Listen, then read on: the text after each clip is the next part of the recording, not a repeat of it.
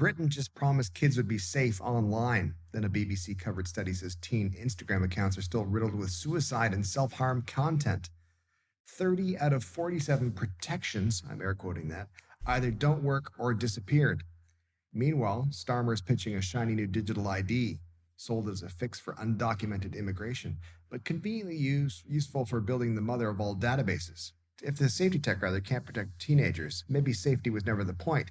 Maybe it was the sales pitch. Welcome to Politics is Broken with Brittlestar and Lisa B. Canadian and global politics unspun. Are you sitting comfortably? Good. Then we'll begin. Well, hi there. Welcome back to Politics is Broken. My name is Brittlestar. My name is Lisa, and today we're going global. That's right. The music sounds global, though, doesn't it? For those of you listening at home and not seeing the visual, Lisa's just dancing to the theme, basically, which is good. Grooving. How you doing, Lisa? I'm good. How are you doing? Just fine, thank you. How's the weather out there in Alberta? Today's a little chilly. I was out in the garden. I have a cautionary tale for people. I have two very large apple trees, and apples have been falling. And today I thought today's the day I'm gonna get my giant extended apple picker and I'm gonna bang away at the apples. If you are doing that, don't look up, because Oh no! I pulled a Trump at the eclipse. Yeah, I did, and I got right on the bridge of my nose. So if it's a little extra blue or dented, that's why. I just want to tell you that every single term you used in that story sounded like a euphemism. It all sounded dirty. It sounded like slang. That's because it's late where you are. I'm past the watershed in the UK. I'm currently in the UK right now and having a good time. But before we get to that, I want to just briefly go over the fact that I was at an event called Politics in the Pen, which I've been to twice, by the way. I just want you to know. I just want you to don't laugh at that. Tell us all about it. Okay, I will. It's called Politics in the Pen. It's by the Writers' Trust. It's held at the Chateau Laurier in Ottawa. We spoke about it before on the show. I was invited this year. It was very exciting. Previously, 2 years ago, I got to go because I was a guest of TikToks, and I was used as politician bait. And just dangled. They tied a string to my ankle and they'd send me into the middle of the ballroom, and then various politicians would come and talk to me, and they'd pull them in, reel them back, pull me in and them, exactly. So this year was a bit special because they invited me as a VIP author, guest author. So I was anchoring a table. There was me and a politician, and my table was the Canadian Telecommunications Association. So there's a bunch of bigwigs from that sitting around my table, which was a cool table, I think, for me to be at. And they were all lovely people. Very cool. And the politician I was sitting beside was Rebecca Chartrand, the Minister of Canadian Northern Economic Development Agency. Oh, nice. So she was great. She was awesome. She is one of those politicians that you sit beside or get the chance to talk to and you think to yourself, what an amazing person. She's really in it for all the right reasons. She's from Winnipeg. She's working on the Northern economic situation, making sure there's like things like food economy and all that kind of stuff, which is fascinating because she said about the food economy, it's down south, meaning just south of Canada. Right. We have cows, we have chickens, all that kind of. We have this whole food economy set up. They don't really have cows or chickens in the north. They have muskox, that kind of thing. They have caribou, that type of stuff. So the idea, there's a bunch of regulations in the way of turning that into a food industry, a food economy. So she's working on that, which is great. But I do have something to tell you. There was an incident, though. Oh no! What did you do? Did you embarrass us? I didn't know. Okay. I didn't do anything. The minister, I looked over. She was sitting beside me, and I'm trying to be. We're all dressed up. I'm wearing a tux. Yeah. Everyone's all black tie. It's all fancy. We're sitting at our table, and I see her reach for my glass of water, and she reached for my glass of water. She takes this huge gulp of my glass of water. And I thought, I can't just slap it out of her hand. No. Because that would be rude. Right. And I didn't want to make her choke or spit it out or panic if I thought, oh my God, that's my water. So I waited till she finished taking these huge gulps of water, setting it down. And I leaned over and I said, that's my glass that you drank from. And she went, oh, I'm sorry. I was like, no, Oh, I said, I'm not sick or anything. Are you sick? And she said, no. It's like, okay, it's fine. It's all good. So it was an incident that was deftly politicoed by me. That's how world wars start. I'm just gonna say Exactly. But I also want to tell another little story from Politics of the Pen. It was a great night. I got to talk to lots of people, lots of political media people, and lots of politicians. It was really fun. One of the politicians I spoke to was Sean Fraser. Of course, Sean is, as you know, really tall. And I started the conversation involuntarily. I started the conversation by remarking on his height in a way that I'm not going to repeat it here. And there's the picture of us there. I'm standing on 2 chairs, by the way, in that picture. And anyway, when I talked to him, I said, we do this Politics Broken podcast. He goes, oh, no, I know, with Lisa. Yeah. And I was like, yeah, that's right, Lisa B. And when I want people to know who are listening to this show now that when I told that story to you right before we started recording, your face went so red that it changed the exposure on your camera. Like it's going now. Stop. Well, the pictures, Owen, our producer, is zooming in on the picture now. And now it's mainly just Sean's face. Hey, Sean. God, he looks so adorable. I think Sean is a lovely human being. That's all. And a good father and a good husband. There's nothing wrong with having a little bit of crush. That's all right. You know what I mean? That's fine. Okay, it's like I don't too think he much feels. now. You need to back he him didn't up feel a little threatened. Bit. Anyway, thanks, I don't think Sean. he felt threatened though. Thank you, Sean. I appreciate it. Sean was one of the many politicians that chatted, and I got a good chance to get a feel for what they do and all that kind of stuff. And they were all very respectful of each other and very nice to each other. Spoke again to Scott Aitchison was there as well from the Conservative Party. I think maybe possibly the last sane conservative as far as I think. I was going to say. But he was there. That was great. I got a chance to talk to him. And yeah, it was good. It was a good time. The meal was okay. The meal was, my meal, I had a special meal. They asked if I wanted to have the Alberta beef, which apparently was fantastic, but I don't eat beef. I don't eat red meat. Okay. And so they said, well, we have a cauliflower steak. And I was like, okay, sure. And then the server found me in the hall and said, we can do chicken if you'd like as well. I said, oh yeah, that sounds lovely. That sounds great. Cauliflower steak, yeah. Sorry. A little more protein. And she brought it in, and it looked lovely. It was largely great. It was largely good, except it was the kind of chicken breast where you cut it and you're worried you're going to shoot it across the room by accident. Everyone else is like daintily cutting this filet mignon, and I'm like sawing this chicken. You could have asked for a steak knife, and then that would have added a little bit of ridging to the chicken. It would have been fun. See, I should have had you in my ear. You should have had me in your ear. You should have had me at your table with Sean. I'm kidding. Sean wasn't at my table, but I did see him kneeling down at his table. That's what he has to. Right. He sits in his sort of haunches. Poor back. He's got. Anyway, he was lovely, and he did a great job. He was one of the hosts, actually. He was fantastic. Nice. Yeah, he did a really great job.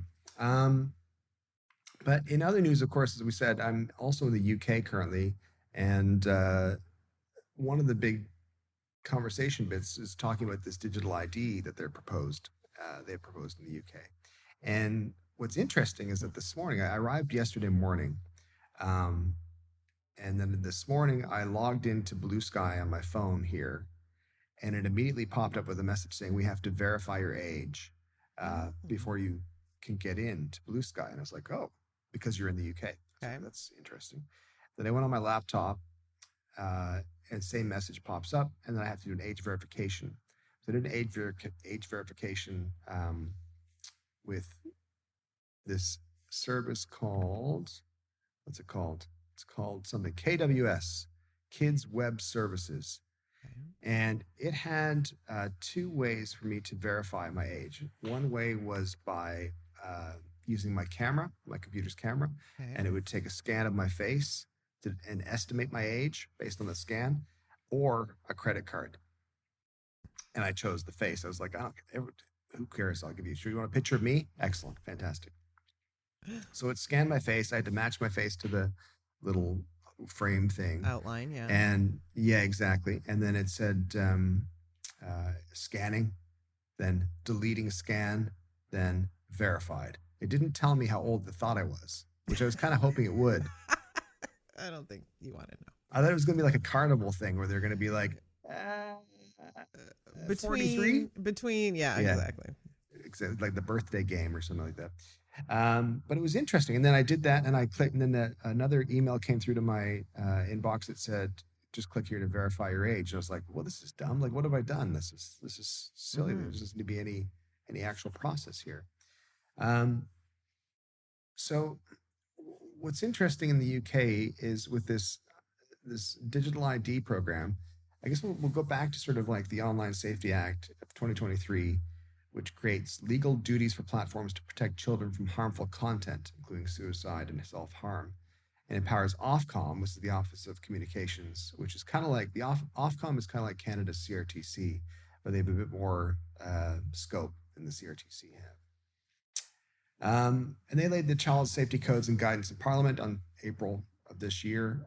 Services had 3 months to complete the children's risk assessments, with the thing fully in effect by summer 2025. So now it's in effect, obviously, because I had to do that thing this morning. What do you think about all this? Like, what's your take on? First of all, let's just talk about the kid aspect of it, as opposed to the digital ID aspect. Just the kid aspect. What do we think? So, do you have to do that every time you log in, or like once you've logged into a device, you're good? Yeah, I don't know, but I think so. I think it's tied to at least my session, meaning I think it might be tied to my device and the session I'm logging in. Because you're right, if I just log in another time, it's tied to my account, then someone just can use my account. Yeah. Like for child safety, I just don't like. There's going to be bypasses, right? And this is what I'm curious about. Like, is it when you go to specific websites, like if you were to go to like an Instagram, let's say, even though you have your Instagram account that you would be logging into, does it ask you to log in? Like, does it ask you to verify your age when you're logging into like an Instagram or something like that? Because if it's on the device, what if an adult leaves their device and then a child, like, I just don't understand how this is going to work. And clearly it's not. Yeah. But, yeah. But it seems odd to me. It seems like there's a lot of workarounds, which is concerning, because it's like they should go for it or not go for it, I think. But let's see. According to BBC, in September of this year, so this month, researchers, the Cybersecurity for Democracy and Child Safety groups, including Molly Rose Foundation, tested teen accounts and found that 30 out of 47 Instagram safety tools were substantially ineffective or no longer exist. Only 8 out of 47 worked effectively. Meta disputes the findings, but the empirical gaps are damning. And Meta said no? Meta was like, not us, man. Nope. It's not our fault. The Children's Commissioner for England blasted Ofcom's child safety measures as too weak, accusing the watchdog of prioritizing tech firms over children, which is interesting because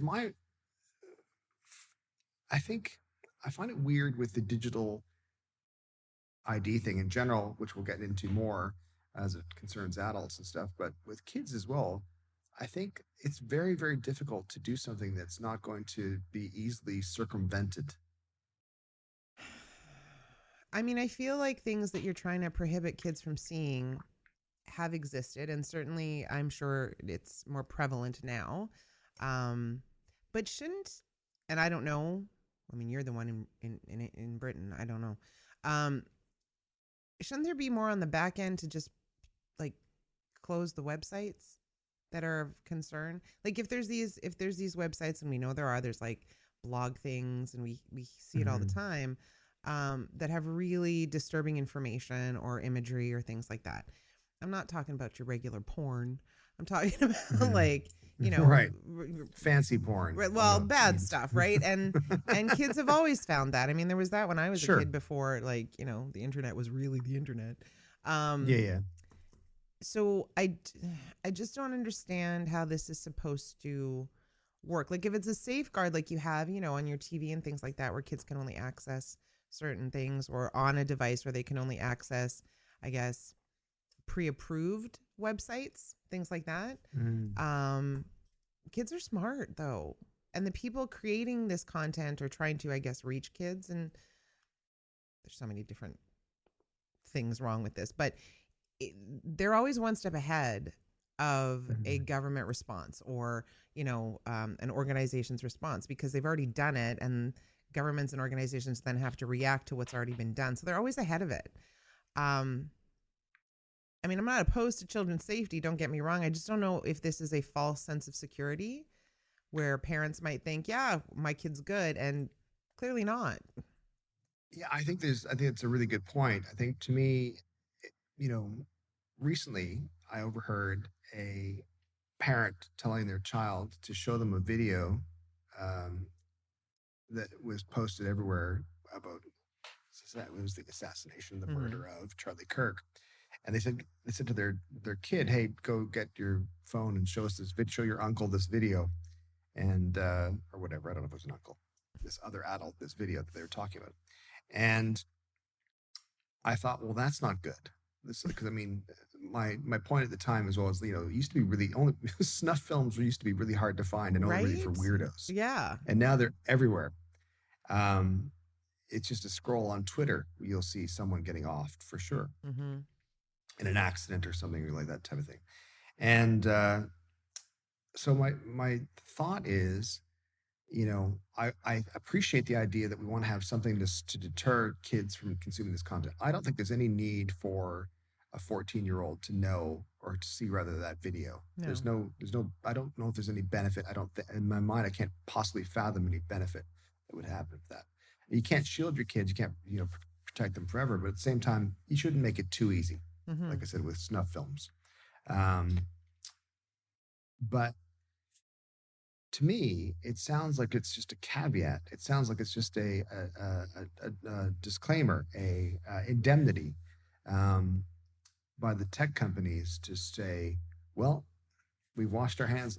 I'm wondering what the legal perspective is on it, as far as we did verification. If something terrible happens, like this, we're talking about the kids' age thing for protecting them from self-harm, and that's a good thing. But it's also, is it really, am I being too cynical by thinking it's just a case of like someone who's in a social media platform going, listen, we did our part, we made them click a couple buttons?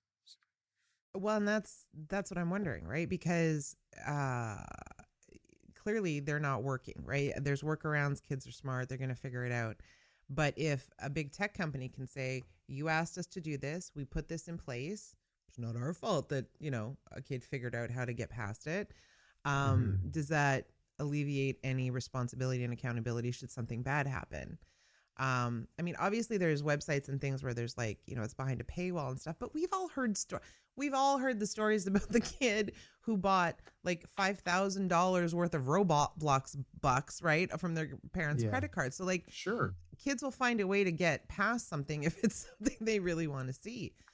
I think it has to be a more holistic approach to it. Yeah. I think it's just a false sense of security for parents. I'm going to get yelled at. To think that other people are doing the protecting of your children. And I get it. Here's your iPad, here's your phone, go have a good day, I'm making dinner. But I think it also needs to be, the conversation needs to be a big part of it too, right? Of what are you looking at? Or, if you see something disturbing, it's okay, we can talk about it, that kind of stuff. But I don't think that's happening. Well, I think you're right. I think you make a really good point by saying that, it could, for some parents, kind of be that's that taken care of. The same as the social media platforms. Someone else is taking care of this. I don't have to worry about it. And that'd be foolish, first of all, to think that, because it's big tech that's doing it. Yeah. And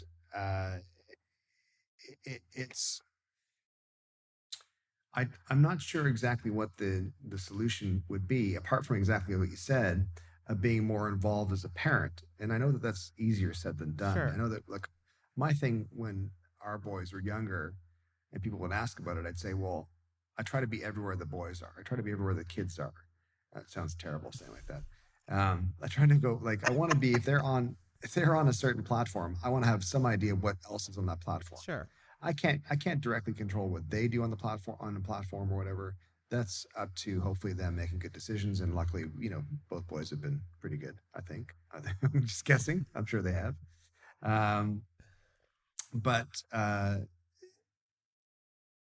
the idea was if they were on a social media platform, as a parent, I would suggest if your kids are on a social media platform, I would suggest you're all on that platform as well. So you know what's happening. So that when terrible things happen, like the video of someone getting shot happens, you can go, listen, I know this video is going around. Try not to watch it. Yeah. Try to just scroll past, because it's not worth watching. You'll make you feel, it'll do terrible things to your head. So don't do it. But I think those conversations need to happen long before an event happens, because social media is instant, right? And so the conversations need to happen before kids are ever going on to these platforms. And the thing is that, I mean, on social media, we see it all the time, especially like on a platform like TikTok or even Instagram. There's some content creators like that obviously use their children. I was going to say exploit their children for content, right? And so like that's dangerous, number one. But I think all those conversations have to happen like before you're even giving the kid the iPad or the phone, or when they're at an age where you know that their curiosity could potentially lead them to, scroll here and go there, because there's no way you're going to know everything that's going on any platform. I mean, it depends. No. Like I think of Twitter and the pre and post era of Twitter. Like it's almost terrifying to open Twitter at any point in time, because like I tend to mostly look at political things, but there's some stuff that comes across my feed and I'm like, how in the hell did I end up here? Right. Yeah. So I don't think the government or these measures that have been put in place are the end all solution for everything. I think if they work, I think it's a good start, knowing the kids are a lot smarter than a lot of the adults that are handing them the phones. I think there needs to be more conversation, and there needs to be more people blocking those damn websites that are just horrible. But yeah, sorry, I can go on forever on this. So it's like a bit of a moderation thing. You mean like more moderators on your Facebooks and Twitters and all that kind of stuff? Yeah, or like I think of on TikTok especially, which I love. Don't get rid of it in Canada. But like if someone makes a comment or something, and you as the person receiving the comment view it as harassment or what have you, like the reporting systems for those kinds of things don't make any sense at all, right? You can't put a poop emoji in your comment, but you can say some pretty nasty stuff and it doesn't get flagged. So I don't know if there needs to be more moderation on these sites. But it's not just the major social media sites. There's the Google searches, right? Yeah. Which can lead you down a rabbit hole that it just takes a click to get there. And that's why I'm saying I think these conversations need to happen of understanding that children are going to be curious and they're going to be looking for things either intentionally or unintentionally, but they may end up in a place that you don't want them to be. And you can't just depend on, them putting in their age, and that's going to take care of everything for them. I'm starting to think that parenting is tremendously difficult. Right? It's a lot of responsibility. Yeah, it's too much. But it's too much. But I think it's a good point. I think especially when you're talking to your kids about if they're wanting a phone or whatever, and they want to get on an account, or you're going to talk, even if they're thinking they want a device, and you're like, they're probably going to get an account. Even before that, if they're just on a computer at home or something. I think it's good to remind parents and good to remind kids that it's the big bad world out there. It's like they dropped you in the middle of Manhattan, dropped you in the middle of London, anywhere. It's like, this is not, there you go. Everything awesome in the world is here. Everything terrible in the world is also here. And you kind of have to have the, if you're dropping your kid off, there's a big hubbub about that article about the woman who took her 9-year-old and dropped them off in somewhere in New York or something and said, get home on your own. Take the subway. Good and luck. It was terrifying, but hopefully, and apparently the parent did, gave them a little bit of street smarts of like, do this, do that, don't do this, don't talk to these people, talk to this person if you need help or whatever, that type of thing. So that was, still lucky. I still wouldn't do it, but No. But that idea of, getting street smart except for social and the internet. Well, and I think I mean, I don't know. I think like when I was a kid, we had the stranger danger talks in school, right? Yeah. And so yeah. everybody was scary, right? You Yeah. didn't trust Yeah. anybody. Turns out that was right. Right? Yeah, no. And now I think there's a lot of well, we don't want to scare children, right? So we're not going to tell them Right. like bad stuff. And it's like, no, like you don't have to make it a horror movie before bed, but like they also need to they gain the knowledge from you, right? And from the Yeah. things that they see. So I think, like I said, it's good to have protections in place if they're working, but I don't think you can depend on that as a means of protecting your kids. Like that's still a parenting issue. I'm gonna get feedback. Well- I know I'm gonna get feedback. I'm sorry. You can direct your letters Yeah, to exactly. P.O. Box.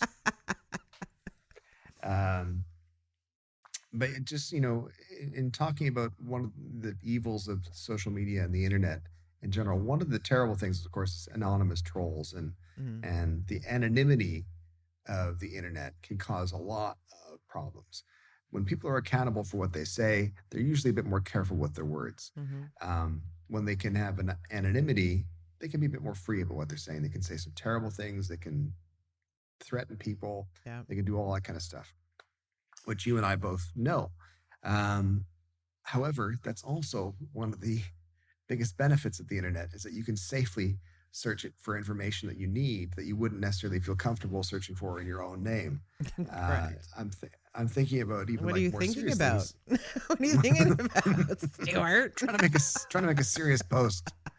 Um, uh, the the example that springs to mind of the serious use of that is like something like spousal abuse or something, Mm-hmm. and you don't want to be saying your name and logging in and having a trail following you back if you're looking for women's shelters or something like that. Mhm. That could escalate the issue and make things worse. So it's a tricky one. Mhm. Now, here in the UK, Keir Starmer, Prime Minister Keir Starmer, is pushing for a digital ID, for immigration, which will be called, and I throw up a little bit in my mouth when I hear this, BritCard. Yep. It is so. Yeah, I don't know if you've ever been to the UK, Mm-hmm. but so when you go to the UK and you go to one of these like American restaurants, like Yeah. I'm in Glasgow currently, and there's a TGI Fridays on Buchanan Street, and it has been there for over 30 years because it was here when I lived here. Yeah. And it is like I want a taste of America. That's what I want. I want to feel like an American, and I go there. That's fine. Listen, do your thing. That's great. The novelty. But the name BritCard just sounds like that restaurant. It sounds like, nah, man, it's called BritCard, dude. Or rather in English, nah, it's called BritCard, dude. I'm an American. And it just sounds very Trumpy to me, Yeah. which is creepy. But anyway, so Starmer is pushing mandatory digital IDs for people working in the UK, branded the BritCard, pitched as a tool to curb illegal employment. Pitched as a tool to curb illegal employment and secure borders, with rollout discussed in July 2029. Government briefings have been floating a digital wallet on smartphones carrying personal data, photo, name, date of birth, nationality, residency status. Critics, of course, warn a centralized backend to cross-reference all that data is a hacker magnet. And I agree. I just don't trust them to handle it well. Kier, you disappoint me so much all the time. Every time I see his name, I think to myself, I see him picking up those papers with Trump beside him. And it's like, dude, you're the prime minister. You don't have to do that. I know. Don't do that. Just be cool. You got great hair. You got black rimmed glasses. That's all you need in this world. Spoken from someone who knows. Exactly. I don't know how we're back at digital ID because, during COVID, there was talks about digital IDs. And even before then, And people lost their minds. And I know people are going to say to me, but you had your vax status on a digital ID. Oh, fine. Nothing good can come of this, I don't think. Like that's the worry. It's a weird thing to think that someone having a card is going to curb migration or immigration in some capacity, or the ability to work, because you're going to have those employers, I guess, that would be more than happy to take somebody who's not eligible to work, because they can pay them less. There's no benefits, right? Like there's all those kind of things. Yeah. So I don't understand what this is for. And I'm not like a conspiracy theory person, but it feels like this is the start of things that shouldn't happen. It feels like the thin edge of the wedge, doesn't it? Yeah. It feels like that. It's like this is a little bit of a slippery slope that we're going to be on. And it's going to be just this reason at first, and it's going to be other reasons later. And then I think, again, my big problem with it is I'm a fan of accountability. I'm a fan of,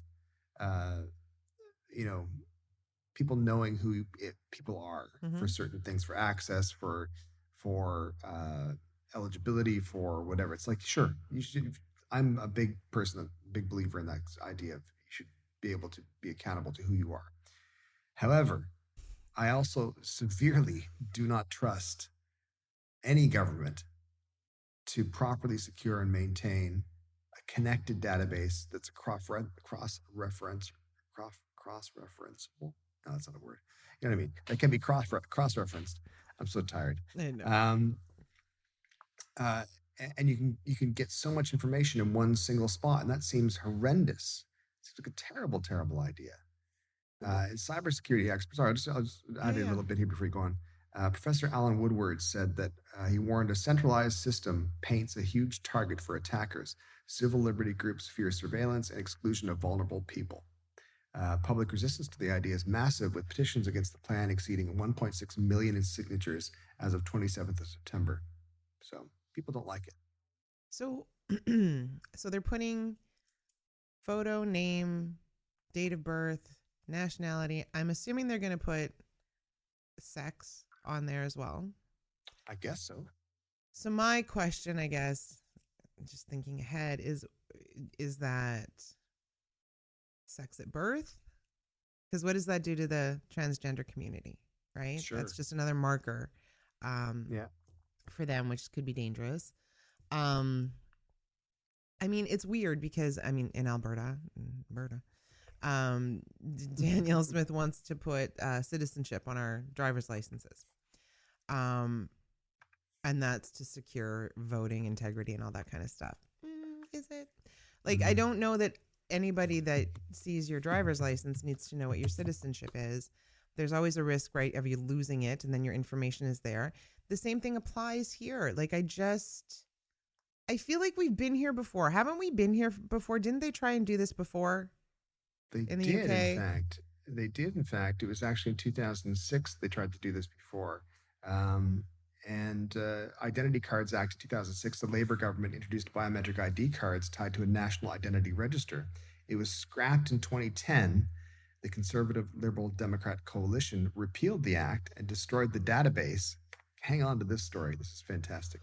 They destroyed the database and framed it as a victory for privacy.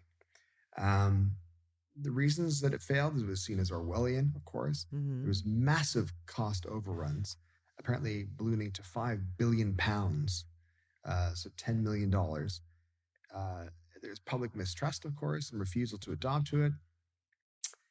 The early prototypes of the UK ID card had over 50 categories of data linked to each citizen. And when the database was dismantled in 2010, this is my favorite part. When the database was dismantled in 2010, the drives were literally destroyed by shredding, melting, and grinding. So these are just a bunch of external drives in someone's back room with everybody's stuff on them. And they're like, we got to grind these up. And I'm glad they ground them. That's great. But I mean, it's I have so many problems with how government runs things. And that, I think the reason is it's just the nature of government, because especially a democratic government, is because you've got different people coming in at different time. They've got different experience levels. They've got different responsibilities. They've got different scope of expertise. And sometimes they get shoved into positions where they don't have any expertise. And then the next guy's in, they're left, there's lots of loose ends, basically. Sure. And that's the dangerous part, I think, to me. But here's my other big reason that I don't like them, which is shocking to me. And this was in The Guardian. Let's see if I can find it here. There we go. Apparently, Starmer was the special guest on stage at a corporate event in London for NVIDIA, who make, of course, computer chips. What is NVIDIA? I was going to say. Yeah, exactly. So my big problem is, it's like, who are we going to trust with this information, regardless if it's the UK or Canada or the US or whoever who's doing this asinine idea? It might be good in principle. It might have the good intentions, maybe, but we'll see. What did they say about the road to hell? Yes, exactly. Smooth and gold. But my problem is the corporate interests that are involved in these IDs, digital IDs. Who's storing this information? So, for example, the Blue Sky login age verification I did this morning was from Kids Web Services. That's based in London, which is great, I guess, which is okay. At least it's in London. But you get into these larger databases, managing them and controlling them, and it's going to be outsourced, or it's going to be contracts given to companies that might be American. They might be some other country, probably American though. Like NVIDIA or something that's going to be involved. I'm not saying they're going to be involved, but like that type of level of company. Right. And they're, huge American interests. I'm like, why that freaks me out. Like, why are we giving our information away so easily? We're just handing it over. All the stuff that they worried about TikTok being shut down, or rather wanting to shut down TikTok because of security risks. Yeah. So we're just going to, in the UK, they're just going to package it up and they're going to just give it to people. Well, and we need to remember the government generally has all of this information, right? Anyway, this isn't new. But I find it weird that you're going to have it on an app on your phone. What happens with people that don't have phones? I think what's weird about that is I think it's just assumed everybody does now. Right. And I think it's... Not everybody does. Not everybody does. I mean, I think a huge percentage of people have a phone, for sure. But it's not cheap to have a phone. No. Getting a phone... You can maybe get one for free if you sign up for a contract, but to sign up for a contract, you have to have a job. You have to have, you need the ID. Score. You need the ID exactly to get a job. Damn it. This can't just be for like immigration though. Like, is this because it's the topic of the day, and this is going to be some way that we're going to protect UK jobs for UK citizens? Like, there has to be other steps that are coming along, right? So is this going to be used as like your passport now? Is this going to be used as your ID to apply for, I don't know, various services? Like, it just seems very microchippy to me, which is funny because, like, I know, like, where are all the civil liberties groups with this? Right? Where are they? Where are the honkers now? Do they have honkers in the UK? I don't know, but they're called tutors. They're called tutors because they're so proper. Pinkies up. That's their t-shirt slogan for this anti-digital ID campaign is pinkies up. Pinkies up. I just think it's risky to have everybody's information on an external hard drive in someone's back room in their home. Because that's how I envision it. There's too much risk. And especially with the political climate in the world right now, not that it's ever been okay, but this is just it. Yeah. That's the whole point. And as producer Owen just pointed out to us, is that, of course, this is, there's great resentment towards this plan for digital IDs. There's great opposition to this plan for digital IDs. But at the same time, Nigel Farage is leading in the polls, which is bonkers. I think because Keir is picking up Trump's papers too much. Yes. And so there is that potential for a serious anti-immigrant positioning by the government. Yeah. In which case they've got a list. I mean, technically they should have a list anyway, but they've got a list of everybody's like, oh yeah, this person, this is this. We want to get rid of everybody that matches these check boxes, and now we know exactly where they are because of the digital IDs. And it's frustrating to me because I know that there's no national ID card in Canada. Mm-hmm. We use typically with Last for ID, we'll use a driver's license, Right. or a provincial photo card for getting booze or renting cars, I guess, or not Right. obviously renting cars, but that type, whatever you need ID for, you can use those two things for. And of course, your passport is like the top level national ID that you can give places. Apparently in Canada, we briefly debated a national ID in the early 2000s after 9/11, but opposition to it and cost killed the program. Your SIN number, your social insurance number, is often mistaken for an ID number. Yeah. But legally, it's only for work and government benefits. Like, I've tried to use my social insurance number before as ID, and then people are like, "No, you can't use that. No. I don't even want to see it." Get out of here! Get out of here, kid. In 2021, Ontario scrapped its digital ID rollout, citing privacy concerns and poor timing during the pandemic. So yeah, I mean, I think that it is literally an all your eggs in one basket type of situation. Yeah. It's like, why would we do this? There's a really great quote that was when we had a web development company for about 10 years. We hired our first employee who was, well, it wasn't our first employee, it was our first full-time employee. And we hired her as a tech manager named Amy. She's fantastic. But one of the first questions I asked about our office computers, we had, customer information and all that kind of stuff on these computers. And I said, how can we guarantee that none of our office computers are going to be hacked? Mm-hmm. And she said, it's easy. All you have to do is disconnect them from the internet, which of course rendered them all useless to us. But her point being was that as soon as it's out there, it's out there. Mm-hmm. It's too late to get it back. It's gone. You've given access. As soon as you're connected to all the amazing things that the internet has to offer, you're also connected to all the terrible things. All the amazing things that having a digital ID database would offer, it also opens you up to all the horrible things it could offer as well. Sure. And that's the difficult part. Is like, we want to keep kids safe, obviously. We want to make things like, sharing health information is something I think is, I remember being in a hospital in Vancouver and them having to specially send over all the records from Ontario to Vancouver and then Vancouver back to Ontario. And it's like, wow, it'd be so much easier if they just pulled up, oh, it's this guy, here's all his information. Right. And you could probably, save lives in a sense by doing that kind of information. But at the same time, the expense might be too much, meaning that the risk might be too much. But for things like that, I don't have a problem if there was a centralized database for health interprovincially that is run by someone somewhere. It's the bringing of all this information together in one place, I think is problematic, because what happens, you click on the app and it brings up all your stuff. Now, I'm assuming this would just based on what Kier wants to do. It's like you apply for a job. They say, okay, can we see your BritCard? And and then they Sorry, can you try to say it one more time? BritCard. Yeah, no, same response. And then they tick a box, for government purposes that, BritCard has been checked.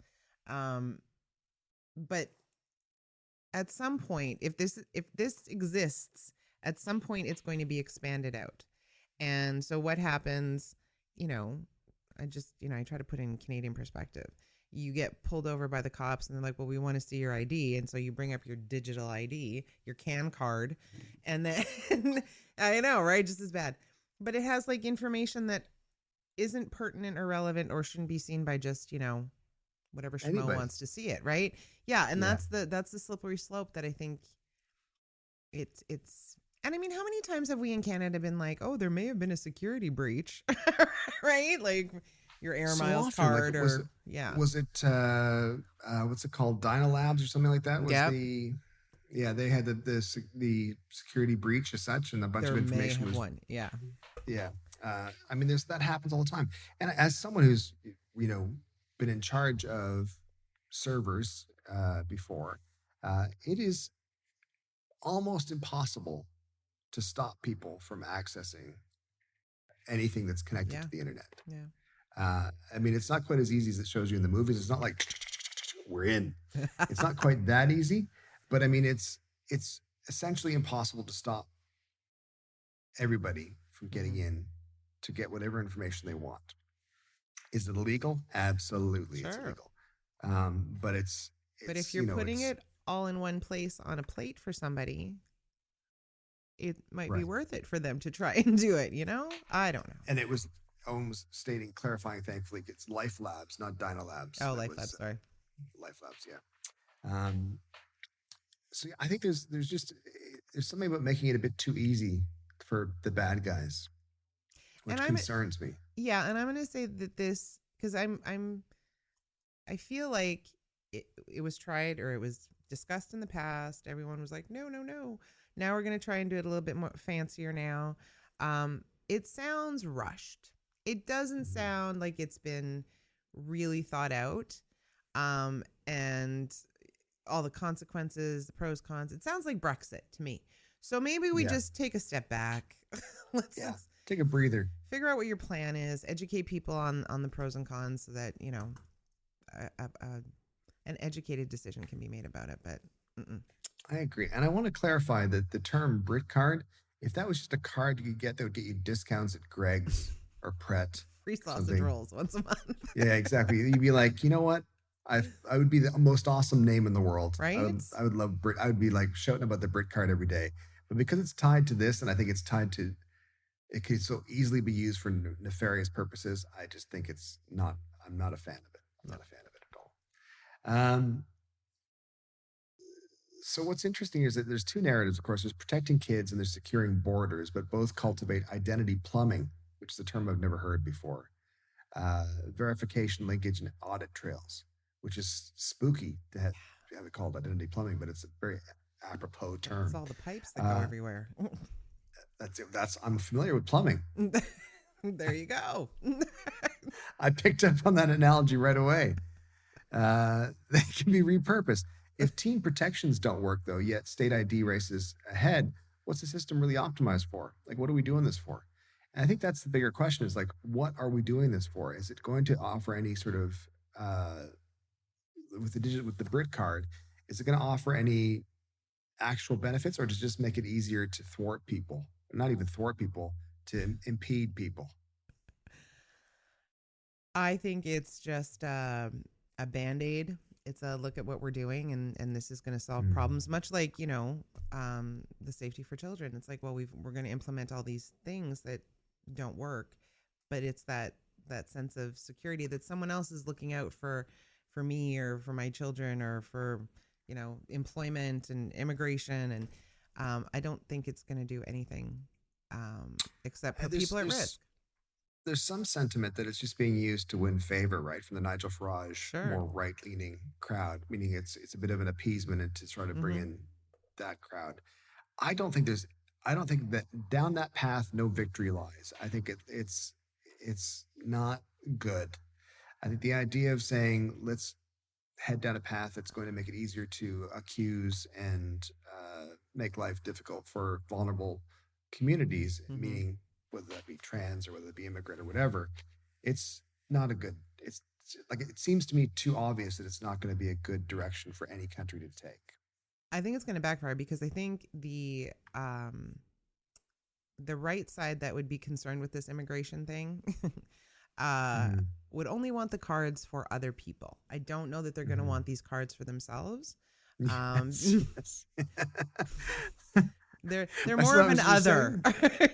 As you're saying that, I'm thinking back to when I was in the UK in June, and I was at a pub, and it was one of the rallies for the white nationalists, essentially.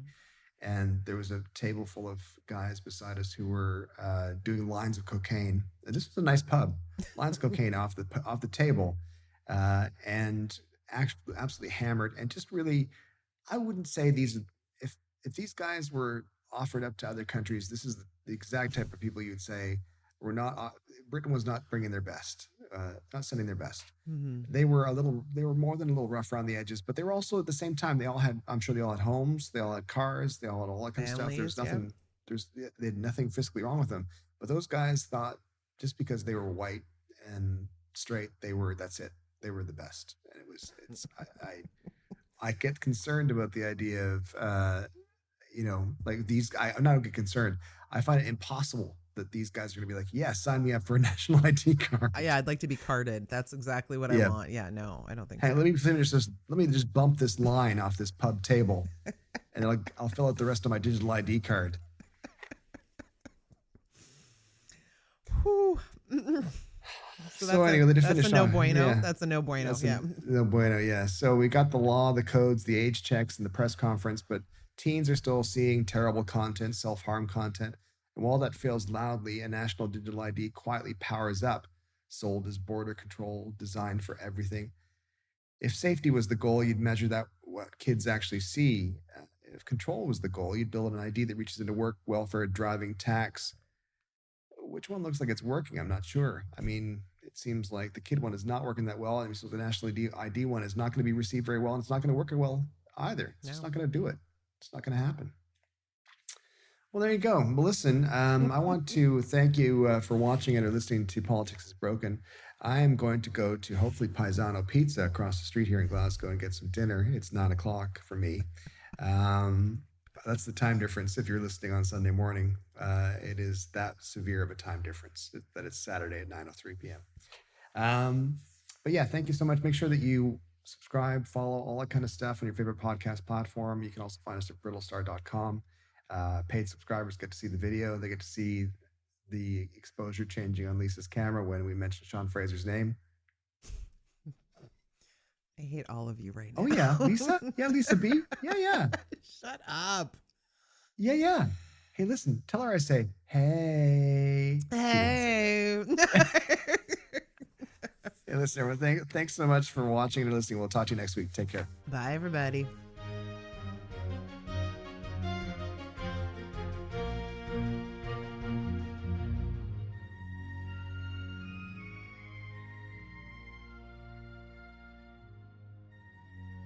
You've been listening to Politics is Broken with Brittlestar and Lisa B. The audio version of this podcast is produced by Owen Reynolds for the Podcast is Broken Network. Remember to like, follow, subscribe, and comment. And don't forget to check out brittlestar.com for more.